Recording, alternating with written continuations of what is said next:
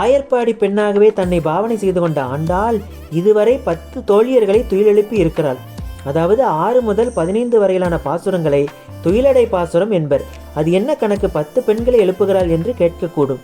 அதாவது 10 பெண்களை எழுப்புவது போல 10 ஆழ்வார்களை எழுப்புவதாக ஆச்சாரியர்கள் வியாக்கியானம் செய்கிறார்கள்.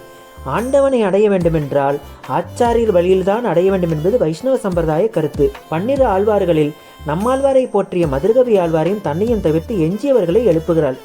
ஆனால் எந்தெந்த பாசுரம் எந்தெந்த ஆழ்வாரை குறிக்கிறது என்பதில் பல்வேறு கருத்துக்கள் நிலவுகின்றன. வானமாமலை ஜீயர் சுவாமிகள் வியாக்கியானத்தில் ஒரு மாதிரியாகவும் மற்ற ஆச்சாரியர்களின் வியாக்கியானத்தில் ஒரு மாதிரியாகவும் கூறப்படுகிறது.